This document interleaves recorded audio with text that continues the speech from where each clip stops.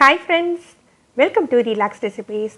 இன்றைக்கி நம்ம பார்க்க போகிற ரெசிபி பார்த்திங்கன்னா ரொம்பவே ஃபேமஸான ஹைதராபாத்தி மட்டன் பிரியாணி எப்படி பண்ணலாம் இதை தான் நம்ம பார்க்க போகிறோம். முதல்ல கொஞ்சமாக குங்குமப்பூ எடுத்து வெது வெதுப்பான பாலில் ஊற வச்சுக்கலாம். இதுக்கு பதிலாக நீங்கள் ஃபுட் கலர் கூட சேர்த்துக்கலாம். இன்றைக்கி 1/2 கிலோ மட்டன் எடுத்துருக்கேன். 1/2 கிலோவுக்கு ஒரு 3 வெங்காயம் எடுத்து பொரிச்சு எடுத்துக்கிட்டிங்கன்னா கரெக்டாக இருக்கும். அதில் பாதி அளவு மட்டும் நம்ம மேரினேட் பண்ணையில் சேர்க்க வேண்டியது இருக்கும். 1 டீஸ்பூன் பிரியாணி மசாலா. இந்த பிரியாணி மசாலாவோட ரெசிபி ஆல்ரெடி நம்ம சேனலில் போட்டிருக்கோம். ஹைதராபாத்தி பிரியாணி மசாலா தான் நான் யூஸ் பண்ணுறேன். அதோட லிங்கை கீழே டிஸ்கிரிப்ஷனில் கொடுக்குறேன். அப்புறம் மிளகாய்த்தூள், உப்பு,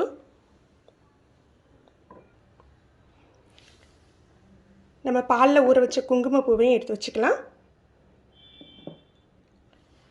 தயிர் ஒரு 250 ml தேவைப்படும். ஏன்னா இந்த பிரியாணிக்கு நம்ம தக்காளியே சேர்க்க போகிறதில்ல, அதனால் தயிர் எடுத்து வச்சுக்கோங்க.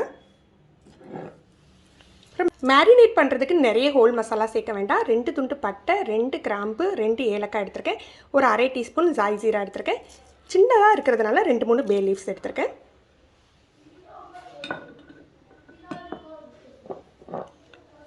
அப்புறம் ஒரு 2 டீஸ்பூன் லெமன் ஜூஸ், 2 டீஸ்பூன் இஞ்சி பூண்டு விழுது எடுத்திருக்கேன். அப்புறம் மல்லி, புதினா, 4 பச்சை மிளகாய் எடுத்திருக்கேன். காரத்துக்கு தகுந்தாப்பில் எடுத்துக்கோங்க. பச்சை மிளகாய் ஜாஸ்தியாக சேர்த்திங்கன்னா மிளகாய்த்தூள் கம்மி பண்ணிக்கோங்க. இதோட ஒரு 1/2 கப் எண்ணெய் எடுத்து வச்சுக்கோங்க. இப்போ நம்ம மட்டனை மேரினேட் பண்ணிடலாம். மட்டனை ஒரு ஓவர் நைட் மேரினேட் பண்ணிங்கன்னா ரொம்பவே சாஃப்டாக இருக்கும். இல்லை முடியலைன்னா ஒரு மினிமம் 2 ஹவர்ஸாவது மேரினேட் பண்ணி வச்சுக்கோங்க. 1/2 kg மட்டனை நல்லா க்ளீன் பண்ணி வாங்கி வச்சுருக்கேன். ரொம்ப பெரிய சைஸாக இல்லாமல் மீடியம் சைஸாக பீஸ் பண்ணி எடுத்துக்கோங்க. இதில் இஞ்சி பூண்டு பேஸ்ட்,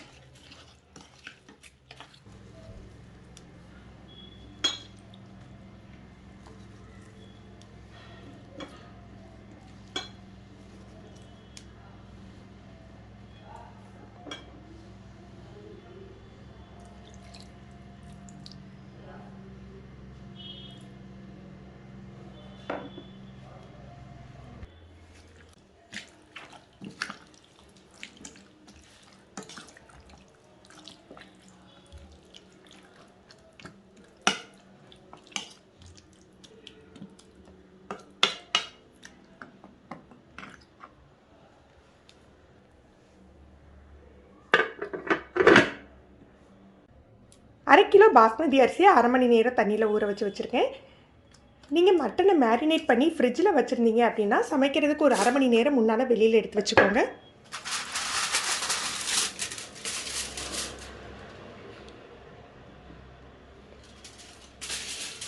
இப்போ இதை நம்ம பாத்திரத்தில் அடுக்கி தயார் பண்ணி வச்சிடலாம். எந்த பாத்திரத்தில் பிரியாணி பண்ண போகிறோமோ நல்லா அடிக்கனமான பாத்திரமாகவே எடுத்துக்கோங்க. அதில் நம்ம ஊற வச்சுருக்க மட்டனை அடுக்கிடலாம். ஒரு 1.5 ஸ்பூன் நெய் சேர்த்துக்கிறேன். லைட்டாக அந்த பேஸில் தடவி விட்டுக்கோங்க.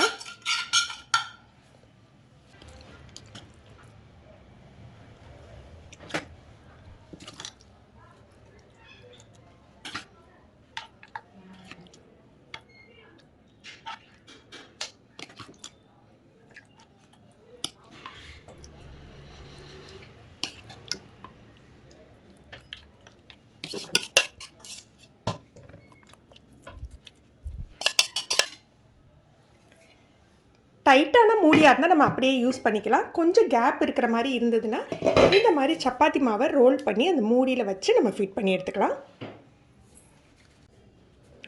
இந்த மாதிரி தயார் பண்ணி எடுத்து வச்சுக்கலாம். இப்போ நம்ம ரைஸை வேக வச்சிடலாம். உப்பு சேர்த்துக்கலாம். பிரியாணிக்கு ரைஸ் வேக வைக்கல எப்போதுமே உப்பு கொஞ்சம் தூக்கலாக இருக்கிற மாதிரி பார்த்துக்கோங்க. அப்போ தான் தம் பிரியாணிக்கு கரெக்டாக செட் ஆகும். ஒரு டீஸ்பூன் எண்ணெய், ஒரு துண்டு பட்டை சின்ன சின்னதாக கட் பண்ணி வச்சுருக்கேன், ஒரே ஒரு கிராம்பு, 2 பே லீவ்ஸ், ஒரு அரை டீஸ்பூன் ஜாய்ஜீரா. இதில் மசாலா ரொம்ப சேர்க்கக்கூடாது. நம்ம ஏற்கனவே பிரியாணி மட்டன் ஊற வைக்கல மசாலா தேவையான அளவு சேர்த்துட்டோம். ஒரு டீஸ்பூன் அளவுக்கு பிரியாணி மசாலா. இது எதுக்காக சேர்த்துக்கிறோன்னா, நம்ம பிரியாணிக்கு ஃபுட் கலர் எதுவும் சேர்க்க வேண்டாம். அதே சமயம் ரைஸ்லேயும் நல்ல ஃப்ளேவர் இருக்கும், அதுக்காக சேர்த்துக்கிறோம். இது நம்மளுடைய ஆப்ஷன் தான், நீங்கள் அப்படியே கூட வேக வச்சுக்கலாம். தண்ணி கொதிச்சுட்டு ஊற வச்ச அரிசியை சேர்த்துக்கலாம். இதை ஒரு ஆஃப் குக் தாங்க பண்ணணும். ஒரு 5லேருந்து 7 நிமிஷம் வரைக்கும் நீங்கள் போட்டிருந்தா கரெக்டாக இருக்கும் உங்களுக்கு.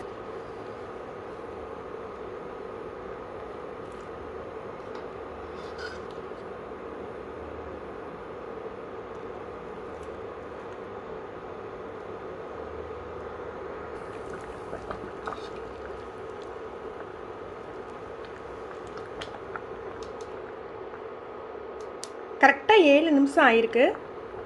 அரிசியை பார்த்திங்கன்னா இந்த மாதிரி உடைச்சா உடையணும். இந்த பருவம் கரெக்டுங்க. நம்ம மசியக்கூடாது. இதில் நம்ம ஆஃப் பண்ணிடலாம்.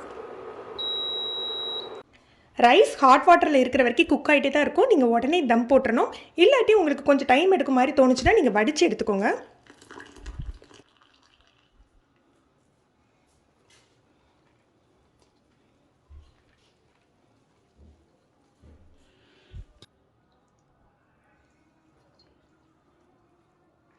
மேலே உள்ள ரைஸ் பார்த்திங்கன்னா உங்களுக்கு 50% தான் குக் ஆகிருக்கும். அடியில் அந்த ஹாட் வாட்டர்லேயே இருக்கிறதுனால கொஞ்சம் உங்களுக்கு 3/4 பதம் குக் ஆகிடும். அந்த ஹாட் வாட்டர்லேயே குக் ஆகிடும். அது 2வது லேயராக நம்ம போட்டுக்கலாம்.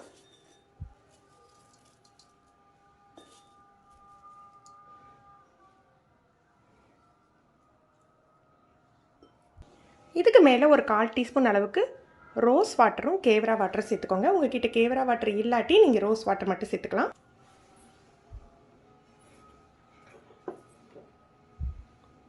அப்புறம் பாலில் ஊற வச்ச குங்குமப்பூ இது சேர்த்துக்கிறதுனால உங்களுக்கு ஃபுட் கலரே தேவைப்படாது. நல்ல ஹாட் மில்கில் ஊற வச்சிங்க அப்படின்னா உங்களுக்கு நல்ல கலர் கிடைக்கும். அந்த சாஃப்ரானோட ஃப்ளேவரும் உங்களுக்கு ஹைதராபாத் பிரியாணிக்கு ரொம்ப சூப்பராக இருக்குங்க.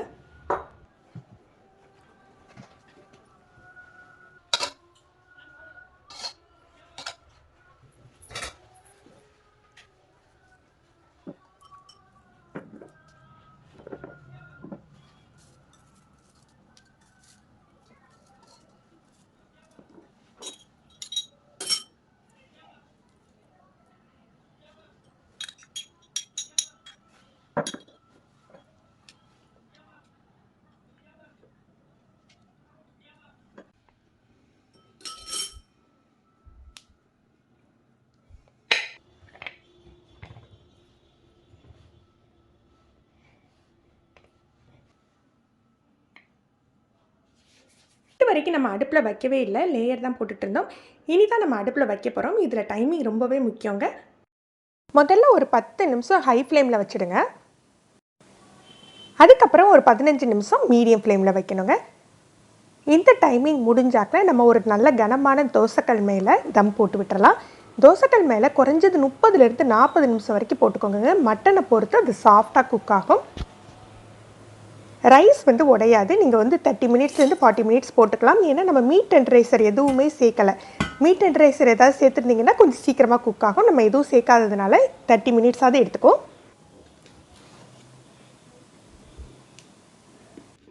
தம் முடிஞ்சு அடுப்பை அப்படியே ஆஃப் பண்ணி வச்சுடுங்க. ஒரு 15 நிமிஷம் கழித்து நம்ம ஓப்பன் பண்ணி பார்க்கலாம்.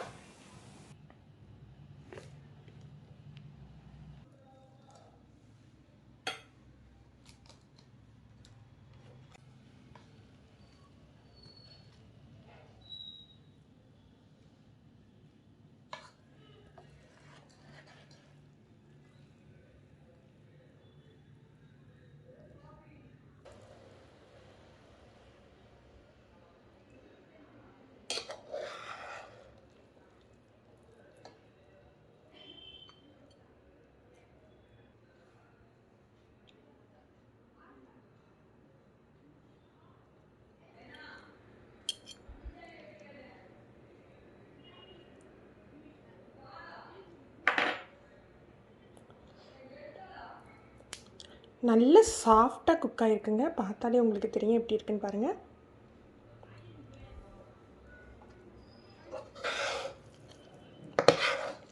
கொஞ்சம் கூட அடி பிடிச்சிருக்காங்க.